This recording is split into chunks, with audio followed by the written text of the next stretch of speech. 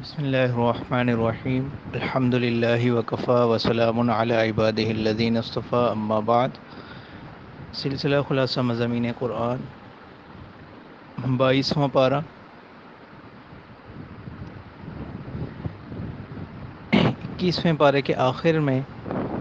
ازواج مطہرات کے حوالے سے اللہ تعالیٰ نے ایک اصول بیان فرمایا کہ اگر آپ سے کسی برائی کا ارتکاب ہو تو اس کا دگنا گناہ ہوگا، چونکہ ان کا مرتبہ بہت زیادہ ہے تو اس لیے اگر ان سے کوئی ایسا فعل سرزد ہوتا ہے تو اس پر گناہ بھی دگنا ہوگا۔ تو معاذ اللہ اس کا یہ مطلب نہیں کہ ان سے کوئی ایسا کام سرزد ہو، ایک اصول اللہ تعالیٰ نے بیان فرمایا، اسی اصول سے 22ویں پارے کا آغاز کیا جا رہا ہے، اور اللہ تعالیٰ فرماتے ہیں اسی طرح تم میں سے جو کوئی اللہ اور اس کے رسول صلی اللہ علیہ وسلم کی اطاعت کریں گی اور اچھے اعمال کریں گی تو ان کو ہم دوہرا اجر دیں گے، کیونکہ ان کی نسبت بہت بڑی ہے کہ وہ آپ صلی اللہ علیہ وسلم کی ازواج ہیں اور امت کی مائیں ہیں۔ پھر خاص طور پر اللہ تعالیٰ نے ان کو ساتھ احکام ان کے حوالے سے بیان فرمائے۔ اگلی آیت میں اللہ تعالیٰ فرماتے ہیں کہ تقوی اختیار کریں اور اس کے ساتھ ساتھ بات چیت کرتے ہوئے کسی کے ساتھ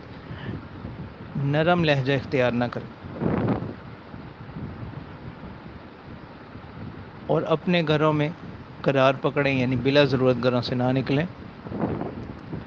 اور زمانہ جاہلیت کے دستور کی طرح اپنی زینت کا اظہار نہ کریں، یعنی باہر نکلتے وقت پردے کا اہتمام کریں، ستر پوشی کا اہتمام کریں، نماز کی پابندی کریں، زکوٰۃ دیا کریں، اور اللہ اور اس کے رسول صلی اللہ علیہ وسلم کی اطاعت کریں، اور قرآن اور احادیث، قرآنی آیات اور احادیث کی تلاوت کریں، یعنی قرآنی آیات کی تلاوت اور احادیث باہم ان سے جو احادیث کی تعلیم ہے اس کا آپس میں مذاکرہ کریں، ان کو پڑھیں۔ تو یہ 7 احکام خاص طور پر ازواج مطہرات کو دیے گئے، لیکن ان کا خطاب تمام عورتوں کو ہے، تو ان کاموں کی اہمیت کی وجہ سے مخاطب ازواج مطہرات کو بنایا گیا۔ پھر اللہ تعالیٰ فرماتے ہیں کہ ان صفات کے حامل جو لوگ ہوں گے ان کے لیے بڑا اجر اور مغفرت ہے۔ وہ صفات کون کون سی ہیں؟ اسلام، ایمان ہے، فرما برداری ہے، سچائی ہے، صبر ہے، خشوع ہے، صدقہ ہے، روزہ ہے، اپنی شرمگاہوں کی حفاظت کرنا اور کثرت سے اللہ کا ذکر کرنا۔ تو اللہ تعالیٰ فرماتے ہیں کہ یہ جو صفات ہیں یہ جس بھی مرد اور عورت میں پائی جائیں، اللہ تعالیٰ نے ان کے لیے مغفرت اور اجر عظیم کا اعلان فرمایا۔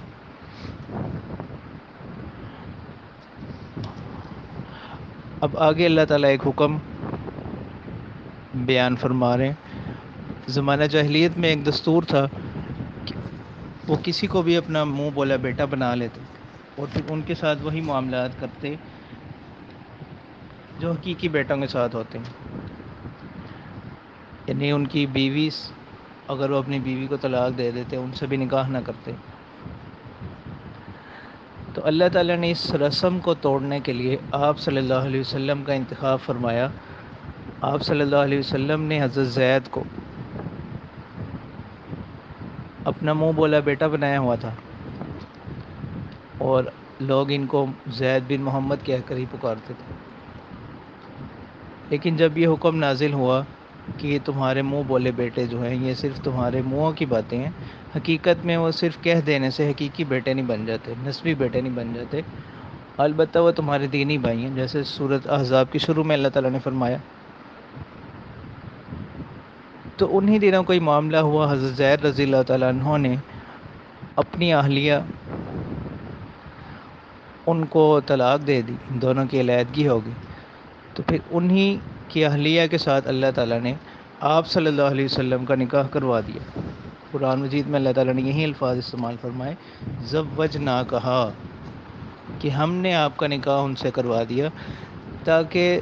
عرب معاشرے کے اندر یہ جو روایت ہے اس کو توڑا جائے، اور خود اس کو آپ صلی اللہ علیہ وسلم کے ذریعے سے ہی ایسا کروایا گیا تاکہ یہ لوگوں میں اچھی طرح سے اس کا علم ہو جائے۔ پھر یہاں ایک اور اہم بات خاص طور پر، قرآن مجید میں اللہ تعالیٰ نے کسی بھی صحابی کا نام لے کر ان کا تذکرہ نہیں فرمایا، سوائے حضرت زید رضی اللہ تعالیٰ عنہ کے، کہ ان کی نسبت چونکہ بہت بڑی تھی، لوگ ان کو زید بن محمد کہہ کر پکارتے تھے، اگرچہ ظاہر کے لحاظ سے ہی تھا، لیکن آپ صلی اللہ علیہ وسلم کی اس ظاہری نسبت کو بھی اللہ تعالیٰ نے اتنی فضیلت بخشی کہ جب یہ ان سے زید بن محمد کہنے سے ان کو منع کیا گیا، تو ظاہری طور پر یہ ایک ان کے لیے دکھ کی بات تھی، تو اللہ تعالیٰ نے قرآن مجید میں ان کا نام ذکر فرما دیا۔ اب جب تک قیامت تک قرآن مجید پڑھایا جاتا رہے گا تو ان کا نام بھی پڑھایا جاتا رہے گا، اور بلکہ اس سے بھی بڑھ کر قرآن کا لفظ ہونے کی وجہ سے ان کے نام پر حدیث نبوی صلی اللہ علیہ وسلم کے ارشاد کے مطابق ہر پڑھنے والے کو 30 نیکیاں ملتی رہیں گی۔ تو اللہ تعالیٰ نے اس طرح سے آپ صلی اللہ علیہ وسلم کے ذریعے سے اس رسم کو وہاں سے ختم کروایا۔ اسی طرح آگے چل کر اللہ تعالیٰ بتلاتے ہیں کہ آپ صلی اللہ علیہ وسلم کے بیٹے ہوئے، وہ بچپن میں ہی فوت ہو۔ اسی چیز کو اللہ تعالیٰ قرآن مجید میں بیان فرما رہے ہیں کہ محمد صلی اللہ علیہ وسلم تم مردوں میں سے کسی کے باپ نہیں ہیں، کسی کے والد نہیں ہیں، بلکہ اب یہ ظاہری طور پر یہ چیز ایک ظاہر ایک کمی معلوم ہوتی ہے، لیکن اللہ تعالیٰ نے ساتھ ہی فرمایا بلکہ اس سے بھی بڑھ کر ہیں، وَلَٰكِن رسول اللہ، کہ اللہ کے رسول ہیں۔ تو رسول کا درجہ روحانی باپ کا، روحانی والد کا ہوتا ہے، اور اللہ تعالیٰ فرماتے ہیں اس کے ساتھ ساتھ صرف رسول اللہ بھی نہیں بلکہ خاتم النبیین، انبیاء کے خاتم ہیں، آخری نبی ہیں، کہ اللہ تعالیٰ نے آپ صلی اللہ علیہ وسلم کے ذریعے آپ صلی اللہ علیہ وسلم کے ذریعے نبوت پر مہر لگا دی۔ جیسے حدیث مبارکہ میں بھی آتا ہے کہ اللہ کے رسول صلی اللہ علیہ وسلم نے فرمایا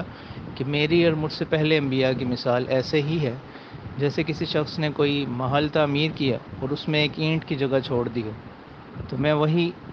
اینٹ ہوں۔ تو مجھ پر قصر نبوت کی تکمیل ہوگی، یعنی میرے بعد اب کوئی نبی نہیں آئے گا۔ ذلی بروزی جو اصطلاحات دھوکہ دینے کے لیے بنائی گئی ہیں وہ درست نہیں ہے۔ نبوت کا دروازہ کھولنے کے لیے جن لوگوں نے بنائی ہیں، تو خاتم النبیین کے لفظ میں اللہ تعالیٰ نے اس چیز کی طرف اشارہ فرما دیا کہ آپ صلی اللہ علیہ وسلم کی جو ابوت ہے، ان روحانی والد کا جو ان کا درجہ ہے، یہ آخری نبی ہونے کی وجہ سے اب قیامت تک جتنے بھی انسان آئیں گے، جو بھی ایمان والے ہوں گے، ان کے آپ صلی اللہ علیہ وسلم کیا ہیں، روحانی والد کا درجہ رکھتے ہیں۔ جیسا کہ حدیث مبارکہ میں بھی آتا ہے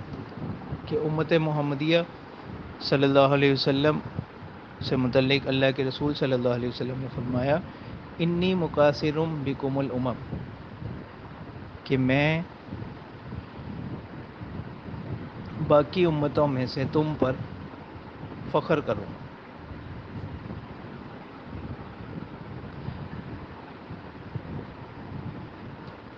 اللہ تعالیٰ فرماتے ہیں کہ ایمان والو، اللہ کا ذکر کرو کثرت کے ساتھ اور اسی کی پاکی بیان کرو۔ اور پھر اللہ تعالیٰ نے آپ صلی اللہ علیہ وسلم کی اور صفات بھی بیان فرمائی کہ ہم نے آپ کو خوشخبری دینے والا، گواہ، ڈرانے والا، اللہ کی طرف بلانے والا بنا کر بھیجا۔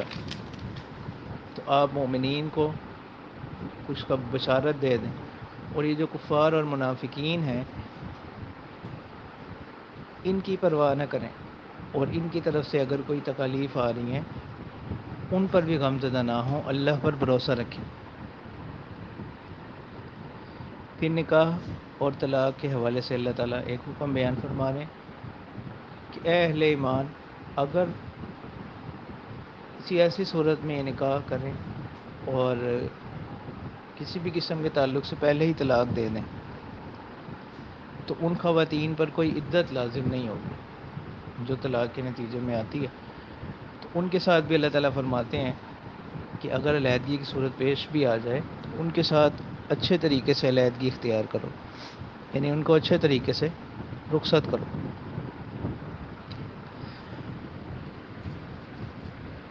آگے اللہ تعالیٰ فرماتے ہیں کہ اے پیغمبر صلی اللہ علیہ وسلم، ہم نے آپ کے لیے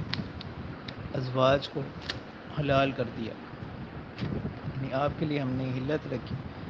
تو آپ صلی اللہ علیہ وسلم کی یہ خاصیت ہے تعدد ازواج، اور وہ لوگ جو اسلام کے مخالفین ہیں وہ اس پر بہت زیادہ اعتراض بھی کرتے ہیں۔ تو اگر اس میں غور کیا جائے تو آپ صلی اللہ علیہ وسلم نے جو بہت سے نکاح کیے اس میں بھی بہت سی حکمتیں ہیں۔ پہلی بات تو یہ ہے کہ آپ صلی اللہ علیہ وسلم نے اپنی اوائل جوانی میں نکاح کیا ایک ایسی خاتون کے ساتھ جو آپ صلی اللہ علیہ وسلم کی عمر سے کافی زیادہ بڑی تھی، حضرت خدیجہ رضی اللہ تعالیٰ عنہ، اور جب تک وہ حیات رہیں آپ صلی اللہ علیہ وسلم نے کوئی دوسرا نکاح نہیں فرمایا، اور ان کے بعد آپ صلی اللہ علیہ وسلم نے جتنے بھی نکاح فرمائے وہ اپنی عمر کے 50 سال کے بعد کیے ہیں۔ اور دوسرا یہ کہ جتنے بھی نکاح آپ صلی اللہ علیہ وسلم نے کیے، جتنی بھی ازواج مطہرات ہیں، ان میں حضرت عائشہ رضی اللہ تعالیٰ عنہ کے علاوہ وہ سب پہلے سے متعلقہ تھیں۔ اس کی حقیقت یہ ہے کہ آپ صلی اللہ علیہ وسلم کے ایسا کرنے میں بہت سی شرعی لحاظ سے، معاشرتی لحاظ سے، سیاسی لحاظ سے اس کے اندر بہت سی حکمتیں تھیں۔ مثلاً ان میں ایک بڑی حکمت کہ جن قبائل کی خواتین سے آپ صلی اللہ علیہ وسلم نے نکاح فرمائے ان نکاحوں کی برکت سے اس قبیلے کے لوگ ایمان لاتے گئے، اور اسی طرح اگر کسی کی کوئی دشمنی وغیرہ اس قبیلے کے ساتھ ہوتی تو آپ صلی اللہ علیہ وسلم کی اس نسبت کا خیال کرتے ہوئے لوگ ان کو ختم فرما دیتے۔ پھر اللہ تعالیٰ نے آپ صلی اللہ علیہ وسلم کے حوالے سے ایک ادب کو بیان کیا کہ اہل ایمان، اگر آپ صلی اللہ علیہ وسلم کے گھر آپ جائیں تو پہلی بات تو یہ ہے کہ اجازت لے کر جائیں، اور دوسرا یہ کہ اگر کبھی آپ صلی اللہ علیہ وسلم کے گھر آپ کو بلایا جائے کسی دعوت وغیرہ کے لیے تو جیسے ہی کھانے سے فارغ ہو تو وہاں سے اٹھ جایا کریں۔ اور تیسرا یہ کہ اگر نامحرم خواتین کے ساتھ کوئی معاملہ کرنا بھی ہو تو وہ پردے کے پیچھے سے ہو۔ اسی کے ساتھ اللہ تعالیٰ نے آپ صلی اللہ علیہ وسلم پر درود و سلام بھیجنے کا حکم دیا، اور یہ اتنا بڑا کام کہ اللہ تعالیٰ فرماتے ہیں کہ اللہ تعالیٰ خود اور ان کے فرشتے آپ صلی اللہ علیہ وسلم پر درود و سلام بھیجتے ہیں، اور پھر اس کو اللہ تعالیٰ نے مستقل عبادت بنا دیا، اور خود درود پڑھنے میں اس پڑھنے والے کے لیے ہی عزت اور مرتبے کا ذریعہ بنایا، اور اس کے لیے گناہوں سے معافی کا ذریعہ بنا دیا درود شریف کو۔ تو تو گویا کہ درود شریف پڑھنے والا جہاں آپ صلی اللہ علیہ وسلم سے اپنی محبت اور عقیدت کا اظہار کر رہا ہے، اس کے ساتھ ساتھ وہ اپنے لیے بھی درجات کو کیا کر رہے ہیں، بلند کر رہے ہیں۔ اب اس کے برعکس اللہ تعالیٰ فرماتے ہیں کہ وہ لوگ جو تکلیف پہنچاتے ہیں اللہ کے رسول کو صلی اللہ علیہ وسلم کو، تو ایسے لوگوں کے لیے دنیا میں بھی اللہ کی رحمت سے دوری ہے اور آخرت میں ان کے لیے بڑا عذاب ہوگا۔ بلکہ اس کے ساتھ ساتھ مومن مردوں اور عورتوں کو بھی جو تکلیف پہنچاتے ہیں ناحق، تو یہ بھی بڑے گناہ کی بات ہے۔ پھر پردے کا حکم ہے کہ اللہ تعالیٰ فرماتے ہیں کہ ازواج مطہرات سے اور اپنی بیٹیوں سے اور عام مومن عورتوں سے کہیں کہ وہ گھروں سے نکلتے وقت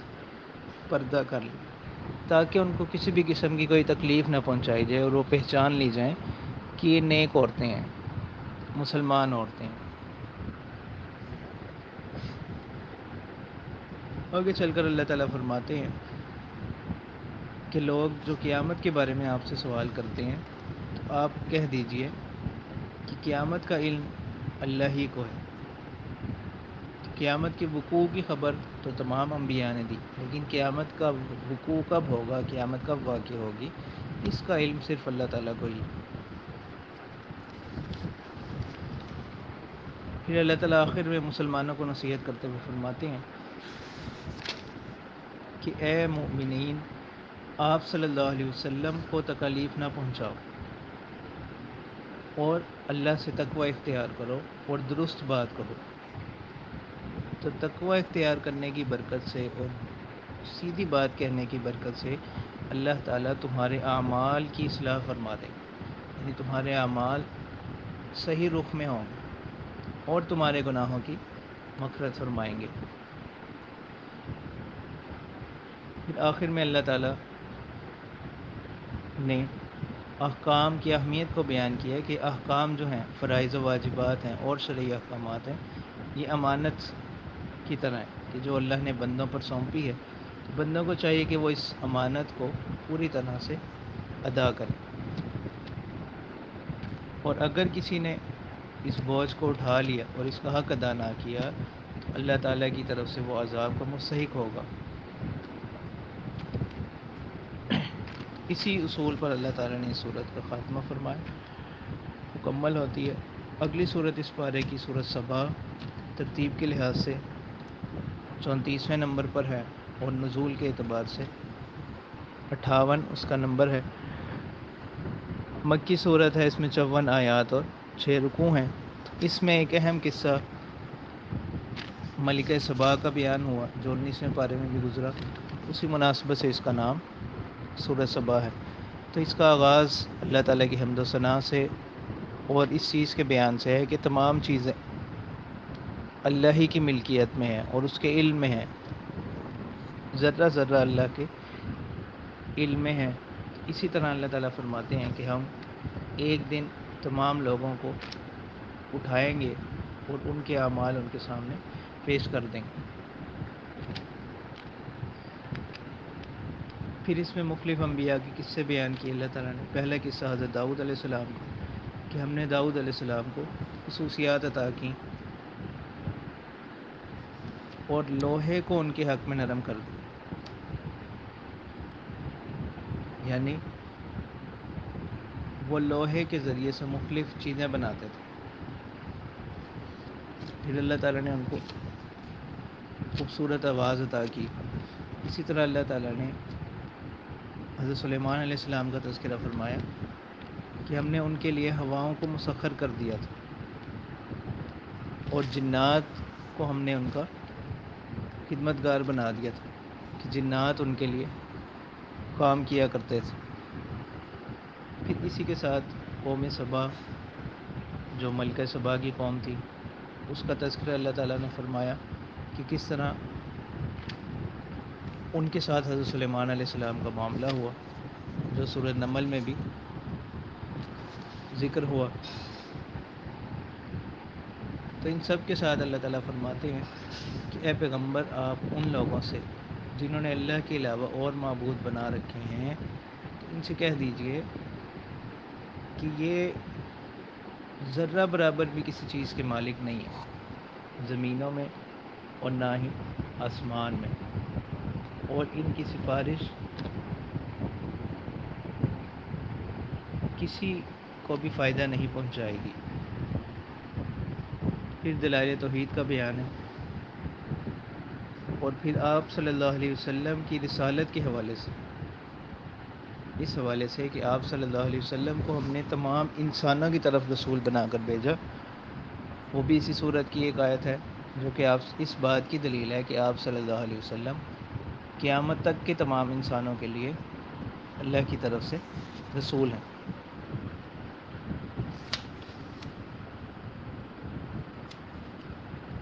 پھر آگے چل کر اللہ تعالیٰ فرماتے ہیں کہ وہ لوگ جو منکر ہیں وہ کہتے ہیں کہ ہم اس قرآن پر ایمان نہیں لائیں گے، اور تو اللہ تعالیٰ فرماتے ہیں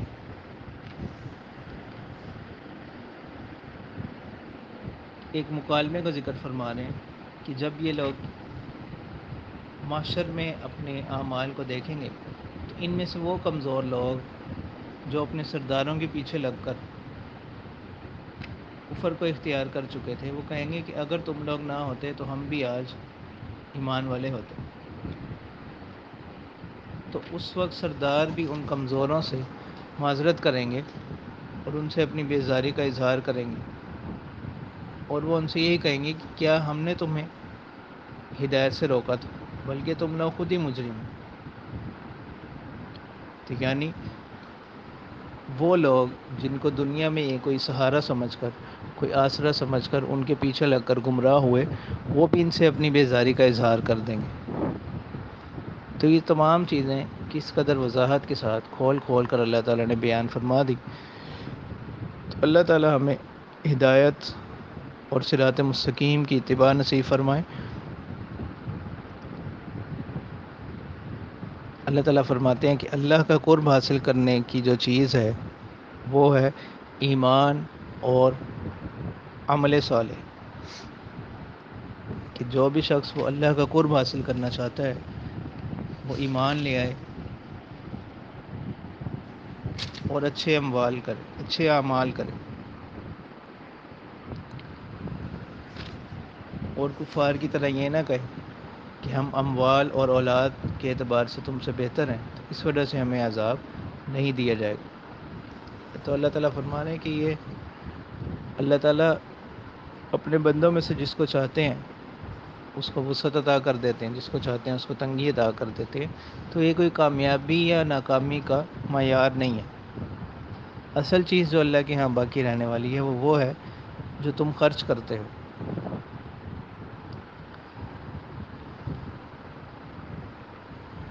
اور یہی چیز اللہ تعالیٰ فرماتے ہیں کہ جو تمہارے مال ہیں،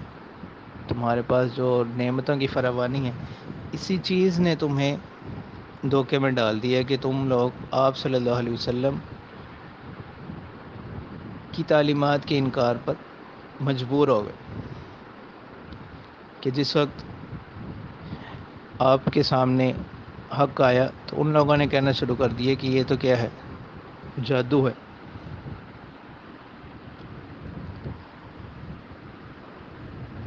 تو اللہ تعالیٰ فرماتے ہیں کہ اے پیغمبر صلی اللہ علیہ وسلم، آپ ان سے کہیں کہ میں آپ کو ایک نصیحت کی بات بتاتا ہوں،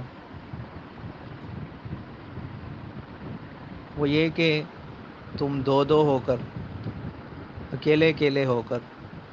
خود غور و فکر کر لو تو تمہیں معلوم ہو جائے گا کہ معاذ اللہ یہ جو پیغمبر ہیں ان کو کوئی جنون نہیں ہے، بلکہ یہ تو اللہ کی طرف سے ڈرانے والے ہیں، اور یہ تم سے کسی چیز کا مطالبہ نہیں کر رہے، ان کا اجر تو اللہ کے ذمہ ہے۔ بلکہ اب تو کیا ہو چکا ہے، حق آ گیا ہے، تو اس حق کی کیا کرو، پیروی کرو۔ اور اے پیغمبر صلی اللہ علیہ وسلم، آپ ان سے کہہ دیجئے کہ تمہارے اعمال تمہارے ساتھ ہیں اور میرے عمل میرے ساتھ ہیں۔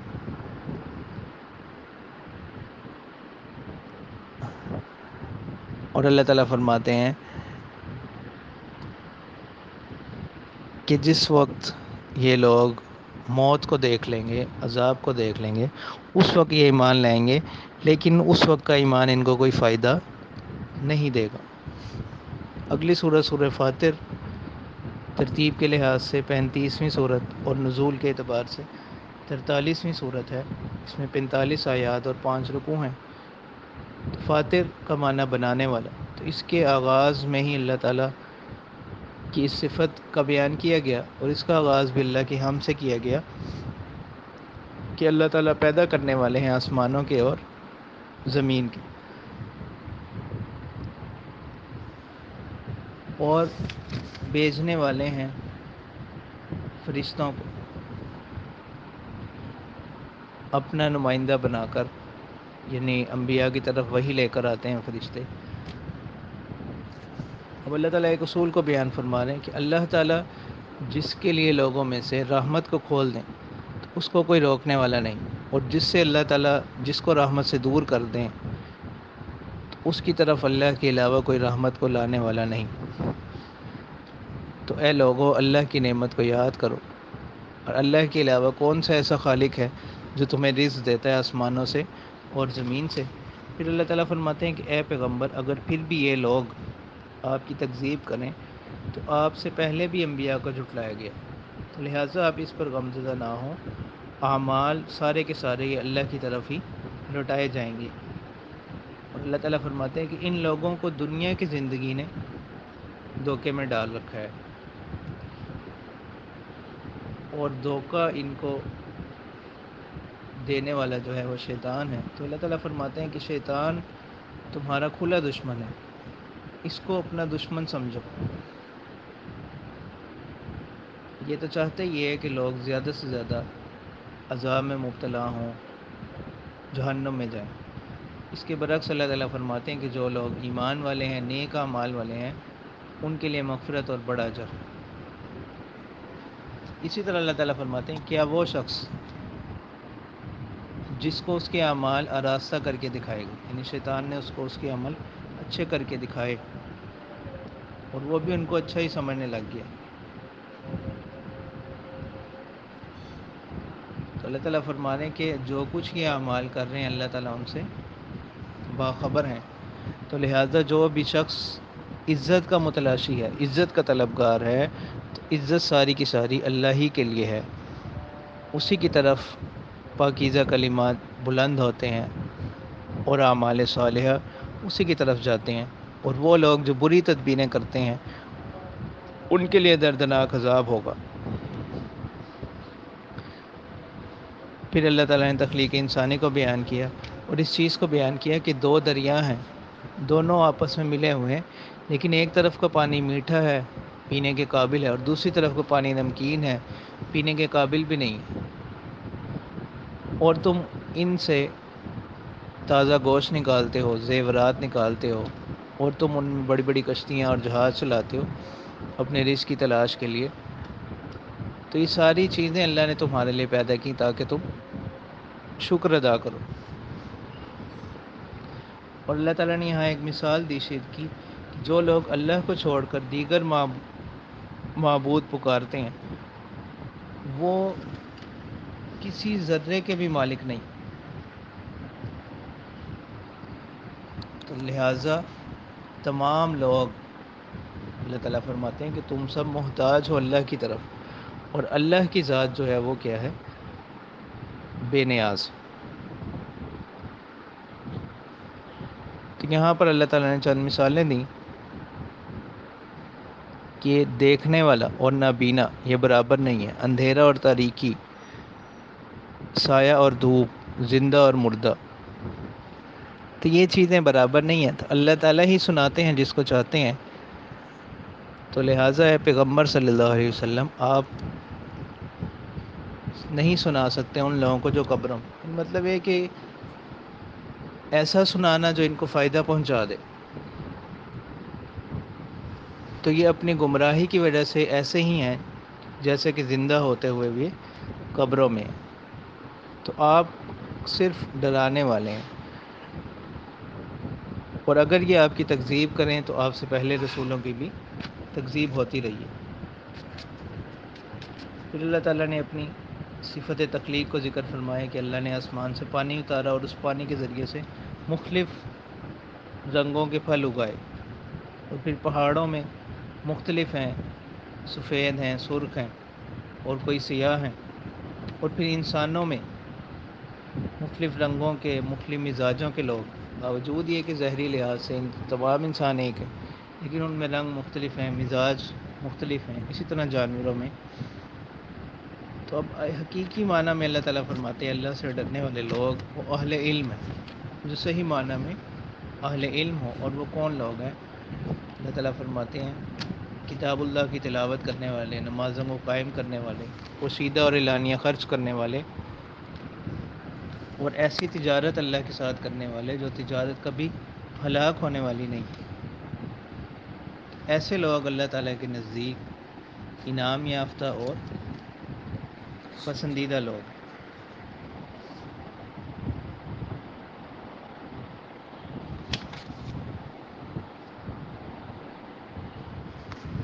پھر اللہ تعالیٰ فرماتے ہیں کہ یہ ہم نے جو کتاب آپ کی طرف اتاری ہے برحق ہے، اور اپنی سے پہلی کتابوں کی تصدیق کرنے والے ہیں، تصدیق کرنے والی کتاب ہے۔ اور جب کتاب ہم نے اتار دی تو لوگوں کے تین گروہ ہو گئے۔ ایک تو وہ ہیں جو اپنے نفسوں پر ظلم کرنے والے ہیں، یعنی ان کے گناہ ان کی نیکیوں سے زیادہ ہیں، اور کچھ درمیانے ہیں جن کی نیکیاں اور گناہ برابر ہیں، اور کچھ وہ ہیں جو سچے مومن ہیں اور نیکیوں کی طرف سبقت کرنے والے ہیں۔ لیکن ان تینوں کا آخری ٹھکانہ وہ جنت ہی ہے۔ تو یہ معلوم ہوا کہ یہ تینوں گروہ مسلمانوں کے ہی ہیں، ظالم، مقتصد اور سابقم بالخیرات۔ تو یہ ظالم جو ہیں تو یہ بھی اپنے انجام کو پا کر بالآخر جنت میں جائیں گے، اور یہ اپنے انجام جب یہ جنت میں چلے جائیں گے تو پھر یہ اس بات پر اللہ کی حمد فرمائیں گے۔ اور جنت کے بارے میں اللہ تعالیٰ فرماتے ہیں کہ وہاں پر کوئی مشقت، کوئی تھکاوٹ نہیں ہوگی، اور اس کے برعکس جنہوں نے کفر کیا ان کے لیے جہنم کی آگ ہے۔ اس وقت اللہ تعالیٰ فرماتے ہیں کہ لوگ تمنا کریں گے کہ اے پروردگار ہمیں یہاں سے نکالیں تاکہ ہم اچھے اعمال کریں علاوہ ان کے جو ہم کیا کرتے تھے، یعنی جس طرح ہم پہلے دنیا میں کفر کر رہے تھے اس کے علاوہ ہم اچھے اعمال کریں۔ تو اللہ تعالیٰ فرماتے ہیں کہ کیا ہم نے تمہیں اتنی عمر عطا نہیں کی تھی کہ جس میں جو نصیحت حاصل کرنا چاہے وہ نصیحت حاصل کر سکتا تھا، پھر مزید اس پر